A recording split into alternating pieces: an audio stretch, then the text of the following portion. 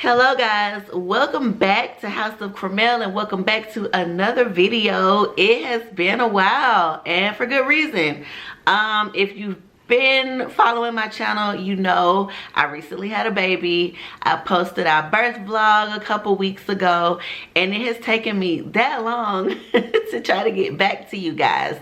So it's not that I haven't wanted to record, it's just we've been a little bit busy adjusting to life with a 3-year-old and a new baby, and you know, just trying to get myself in order for reasons that you'll hear about. So today's video, I'm doing a bit of a catch up. It's my third trimester recap. So I'm gonna try to go ahead and get through this video pretty quickly. It's not a lot of detail. It's a lot like my second trimester recap, but I wanted to recap it anyway. And after I post this video, I will be doing a C-section experience type of video. I know you guys saw the birth vlog, but I just kind of wanted to talk through my experience on having a C-section. So and you'll find out why I had to have a C-section in this video right here. So let's get it started. All right, so we're gonna kind of organize this I'm trying to organize this in the same way that I have done my other recaps. I'm gonna talk about my overall feelings, major events and symptoms, you know, other notables, cravings, and products that I've been using. So let's get started with, and I have my notes, so that's why you'll see me either holding my phone or looking down at my phone. So let's talk about everything overall. Overall, I felt pretty great. I was in a pretty good mood. The only thing, sorry y'all, my shirt is just kind of weird. The only thing that I would say that bothered me, I was just so heavy. Like as in the load I was carrying would get heavy. I didn't start out the day that way, but just as the day would progress and I would be doing certain activities like going to work or doing housework or things of that nature, I would just begin to feel super heavy. This was my first time carrying to term. I carried to 39 weeks. My first pregnancy, I carried to 36 weeks. My first pregnancy, I gave birth, not naturally because I was medicated, but it was like the classic birth. My water broke, I had contractions, I went to the hospital, I pushed him out. I had a planned C-section at 39 weeks, which is why I only carried to 39 weeks. I fully believe I would have carried to 41 weeks, maybe even longer if it was allowed. If it was allowed, because Camden was snug as a bug in there, like not moving. So around this time during my, and you guys may hear my baby in the background because he is home and so is my husband. So this is real life right now. So just in case, and you know, I'm not going to apologize for that, but just know that you may hear that, okay? All right, so moving on. So the reason I had to have a C-section is because during the third trimester, or right before it, let's see, at 35 weeks, I found out that my baby was breech and had not turned head down. That's what breech means. So just to reiterate, breech means his feet were down below where my pelvis is and his head was where my chest is. Thought to be safer to deliver a breech baby via C-section. So thank God for modern technology that we don't have to put stress on our bodies, or more stress on our bodies and the baby, and deliver the baby this way.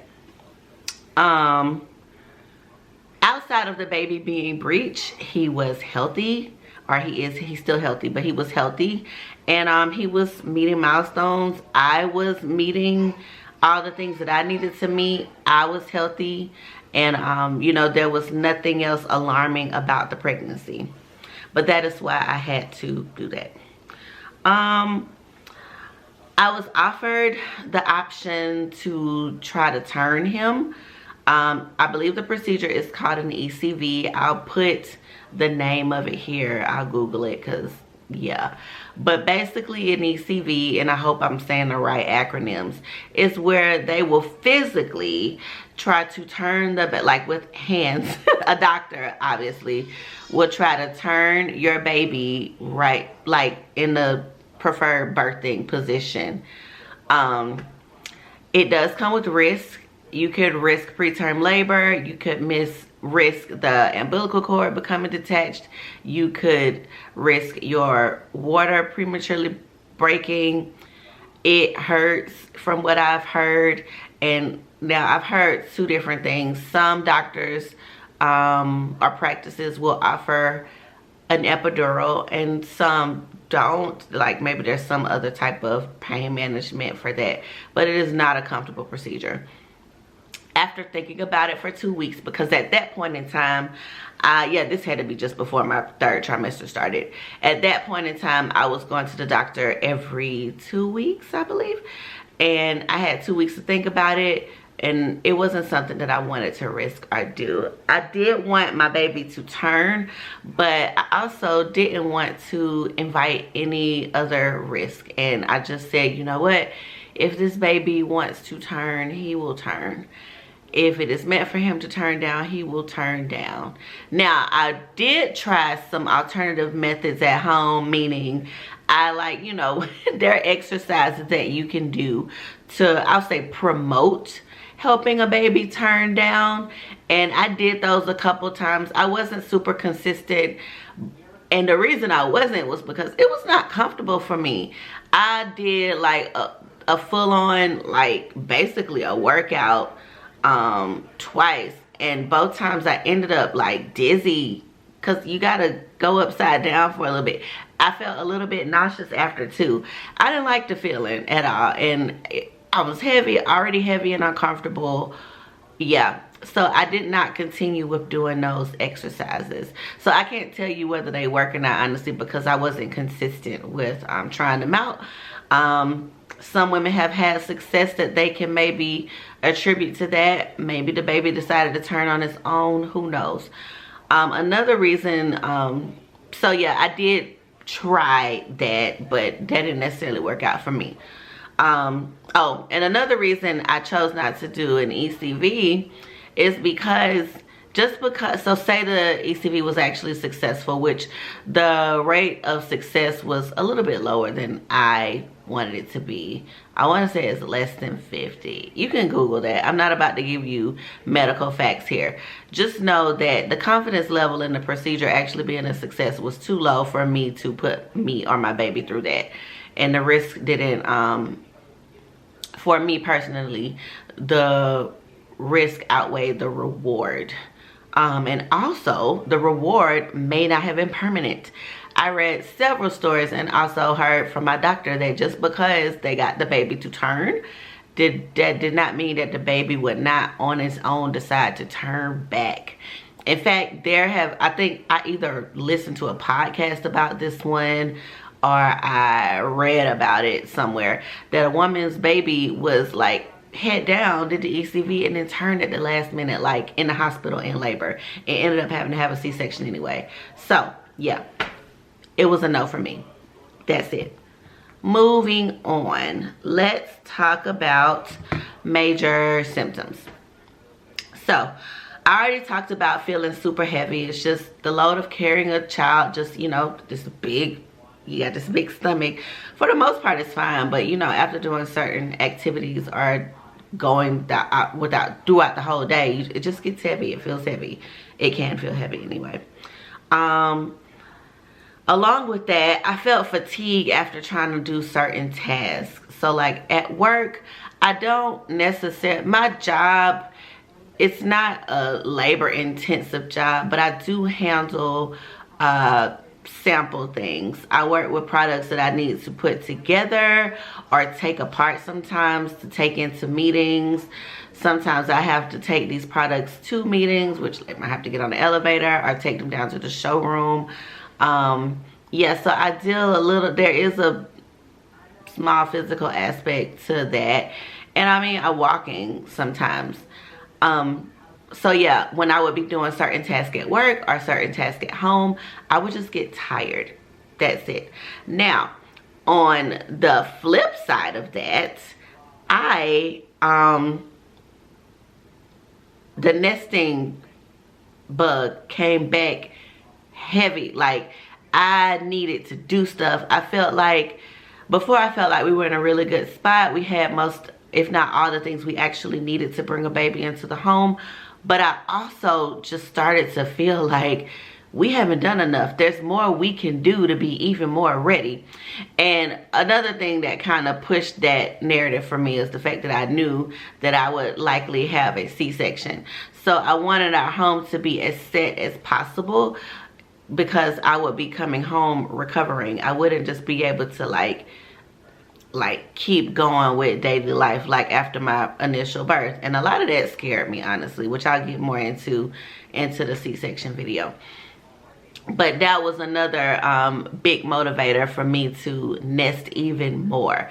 So there was the nesting bug, and then after doing a whole bunch of stuff in the house or going out shopping for more things that I like, small things that I was like, well, this may make our lives easier type of thing, I would get tired after performing all of these tasks for the day. So, you know, also second or third symptom, my sleep was not good. At this point, like I was saying, my sleep had just gotten so bad. I was experiencing more nights during the, we should test that. I was experiencing more nights during the week that I was not sleeping great than I was sleeping great. And some nights I only slept great because I may have had 3 nights in a row of just really bad sleep, and I was just purely exhausted. So my body didn't have a choice but to just get some better sleep. On those nights, I was super grateful because I really wanted to sleep. And if it wasn't because and so my lack of sleep came for different reasons. I was a lot more uncomfortable. I would have to shift positions throughout the night just because I would just get super uncomfortable, and it would wake me up, whether it was just discomfort or some pain somewhat. I'm careful not to call the discomfort pain, because you'll learn, especially with childbirth, pain is different than discomfort, and there are just different levels to it. And so I'm careful not to cause certain things that were just uncomfortable pain. But yeah, I would get uncomfortable throughout the night, so I would have to keep waking up to shift positions. If I wasn't waking up to shift positions, I was waking up to use the bathroom, which was all the time, which is annoying. And if I wasn't waking up to use the bathroom or switch positions, my brain was moving at 1,000,000 miles a minute, whether it was dreams, like active dreams or passive dreams, or just stuff on my mind. So it was, all in all, it was difficult to get a good night's sleep at this point in a pregnancy. Next, I want to say in my second trimester video, I talked about round ligament pain and everything. That did let up. I did not have as much round ligament pain. And I also discovered that I could take Tylenol. For some reason, a lot of times I would just try to soldier through it, and it was just like, why? Now, a lot of times you kind of don't want to take a bunch of medicine because you're pregnant and you don't want to damage your baby. So yeah, I can understand why I didn't want to take a lot of medicine, but it was definitely affecting the quality of my day. But I'm happy to say that the pain did let up a lot from the round ligament pain, but it was replaced with fatigue and just soreness from doing lots of activities, carrying a baby all day. So it's not terrible, but yeah, a lot of my round ligament pain did go away. Also, I wasn't super emotional anymore at this point. I was crying a lot, but it was mostly over happy things. I rarely cried over, like, I wasn't just getting super sad while I was in my 3rd trimester. When I did cry, it was usually over like a sentimental TikTok or a movie, or thinking about my oldest baby, like just stuff like that. So, but my emotion trigger had, you know, kind of died down just a little, well, a lot more. I wasn't crying like that. I'm a crier anyway sometimes, but yeah, it had gotten to another level. Another thing that happened was I started to experience what I now know were Braxton Hicks. So let me explain. What happened is I know what contractions feel like, and this wasn't a contraction, but I would take it as a sign as I needed to sit down and stop doing the most, and I need to drink some water. So, but what would happen is my stomach would get like, it's a feeling of like this gradual tightening, and then I could physically see it. Like, I used to think the baby's head was raising, but it was probably more so my uterus taking like a certain shape, and then it would kind of release.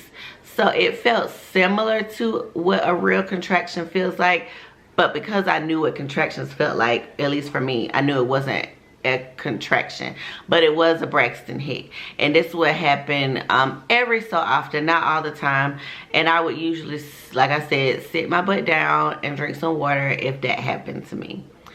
Notably, when I got to the hospital to deliver my baby, these started to really pick up for some reason. They picked up like at the pace of like contractions would, but they weren't contractions, at least not yet anyway. So yeah, other notable things that kind of carried over. I still had to, in my second trimester video, I talked about having that rash like right here. That continued. I still had the rash. I just, knew how to manage it. I had the proper prescription.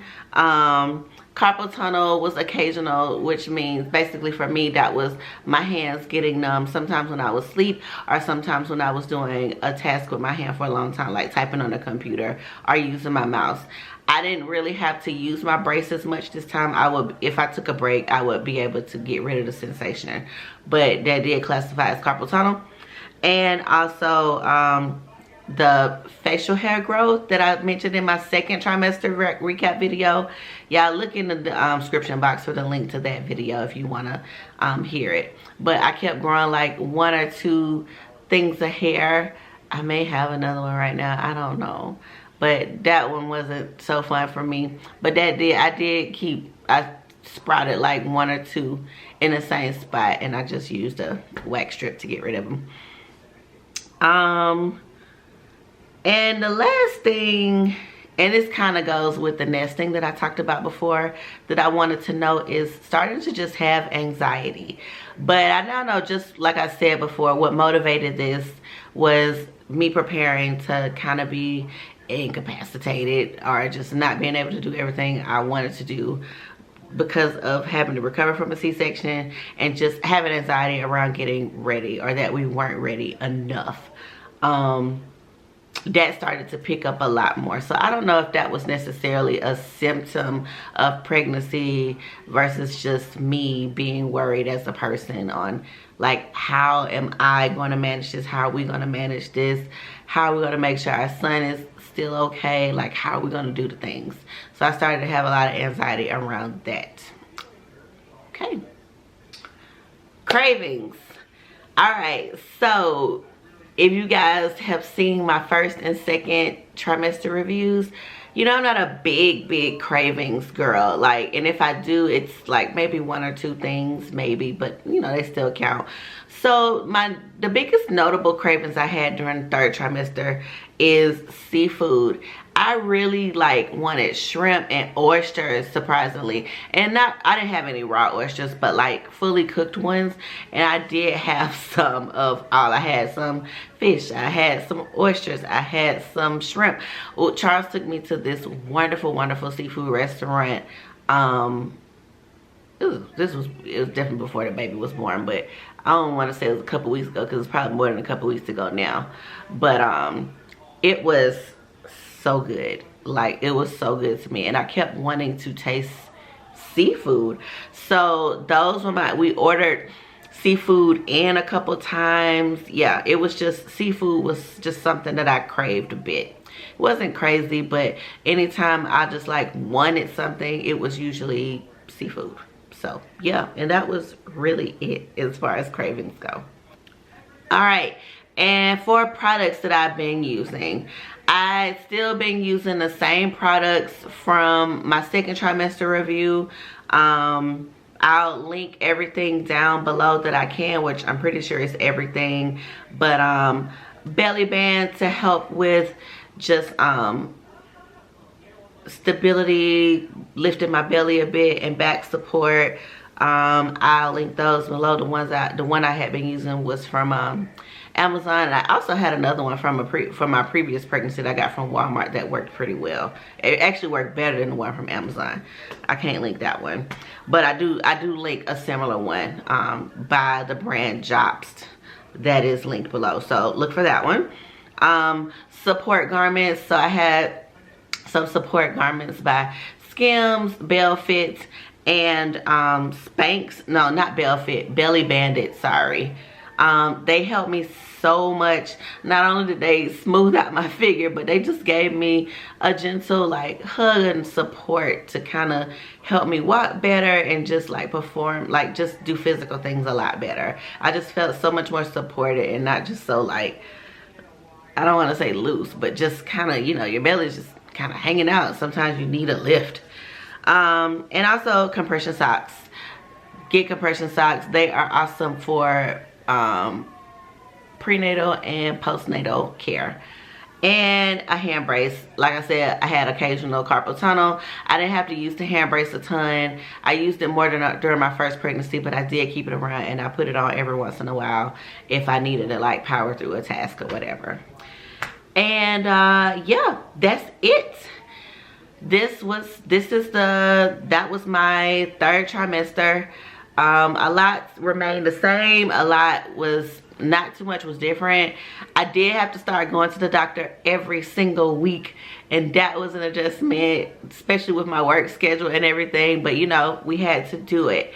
And notable things during those doctor visits, I had to take a B strep test, which was something I didn't have to do during my first pregnancy. It's just some bacteria that is present with a lot of women, and they don't want it to get to the baby during birth. But I also wasn't delivering vaginally, but I was negative, so yeah, there's that. And yeah, the visits were pretty short. I was basically in and out most times. Make sure you like this video, comment below on how your third trimester is going or how it was. Let me know if you experienced some of the same things that I did or something totally different. I would love to hear from you. And subscribe to the channel if you want to follow more of our journey. I am bringing the maternity series to a close, obviously, because the pregnancy has honestly come to a close. This is future Cramel. I'm no longer pregnant. I have had the baby. My next video will be a C-section review, so to speak, or just talking about my experience. And I'm going to that'll probably be my last video on the maternity stuff and everything. Now, that's not to say I will not talk about the baby. My baby is an ever-present force in my life, and I'm pretty sure I'll have a lot to say about it. But as far as prenatal and pregnancy, maternity, let me know if there's any more that you want to hear about aside from my C-section experience. I'm more than willing to try to sit down and create a video about it. But as for now, unless, you know, I hear otherwise, this video and the next video will bring the maternity series to a close, and we will enter into a couple of new exciting chapters and videos that I'm super excited to get to.